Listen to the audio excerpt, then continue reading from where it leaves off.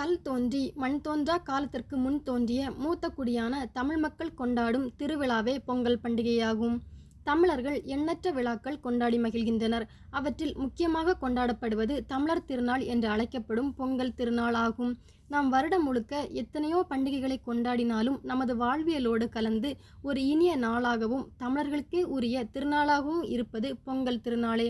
இப்பண்டிகை தமிழ் கலாச்சாரத்தை உலகிற்கு உணர்த்தும் திருவிழாவாக காணப்படுகிறது.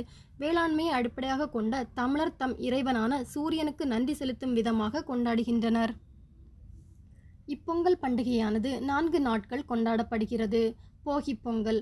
பொங்கல் பண்டிகையின் முதல் நாள் போகியாகும். பழையன கழிதல் புதியன புகுதல் என்பது போகி பண்டிகையின் சிறப்பு. தமிழர் தம் வேளாண்மை சுழற்சியில் கடைசி நாள் இதுவாகும். போகி பண்டிகை அன்று வீடுகளை சுத்தம் செய்து குப்பைகள் மற்றும் பயனற்ற பொருட்கள் அனைத்தையும் தீயிலிட்டு கொளுத்துவர். பழைய பொருட்கள் நீங்கினால் புதிய பொருட்கள் சேரும் என்பது நம்பிக்கை. நம் முன்னோர்கள் கடந்த ஆண்டிற்கு நன்றி செலுத்தும் விதமாகவும் புது ஆண்டை வரவேற்கும் விதமாகவும் இந்த போகி பண்டிகையை கொண்டாடினர். பொங்கல் திருநாள். உழுதுண்டு வாழ்வாரை வாழ்வர், மற்றெல்லாம் தொழுதுண்டு பின் செல்பவர் என்ற தமிழ்மறை உழவர்களின் உயர்வையும் சிறப்பையும் எடுத்துரைக்கிறது. அப்படி உழுதுண்டு வாழும் பழுதற்ற உழவர்களின் உழைப்பு திருநாளிலே தமிழர் திருநாளாம் தைத்திங்கள் முதல் நாளான பொங்கல் திருநாள். பொங்கல் என்று அழைக்கப்படும் இந்நாளில் பெரியவர்கள் முதல் சிறியவர்கள் வரை அனைவரும் விடியற்காலையில் எழுந்து நீராடி புத்தாடைகள் அணிந்து பொங்கல் வைத்து மகிழ்வது வழக்கம். உழவர்களின் உன்னத நாயகனாக இருப்பவர் சூரிய பகவான்.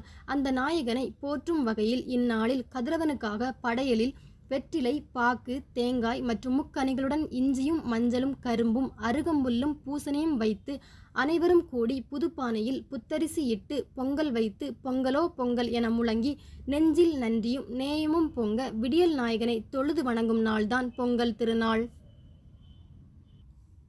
மாட்டுப்பொங்கல். வேளாண்மைக்கு உறுதுணையாக இருக்கும் விலங்குகள் மற்றும் கால்நடைகளுக்கு நன்றி கூறும் விழா மாட்டுப்பொங்கல் ஆகும். இது 3ஆம் நாள் விழாவாகும்.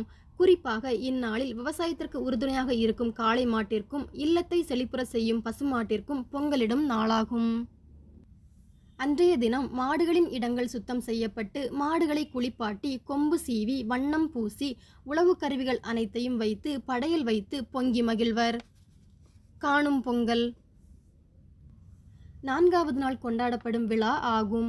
இதனை கன்னிப்பொங்கல் என்றும் அழைப்பார்கள். இதில் உற்றார் உறவினர்களை சந்தித்தல், பெரியோர்களிடம் ஆசி பெறுதல், விளையாட்டுகள் போன்ற நிகழ்ச்சிகளும் மகிழ்ச்சியாக கொண்டாடுவார்கள். அது மட்டுமல்லாது ஜல்லிக்கட்டு, உரி அடித்தல், வழுக்குமரம் ஏறுதல் போன்ற பல வீர விளையாட்டுகளும் நடைபெறும்.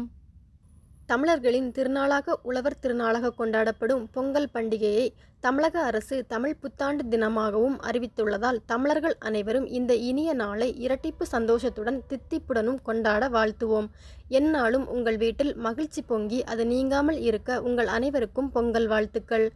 வரும் ஆண்டில் எல்லா வளமும் நலமும் பெற்று அமைதியுடன் வாழவும் சூரிய கடவுளை பிரார்த்திப்போம்.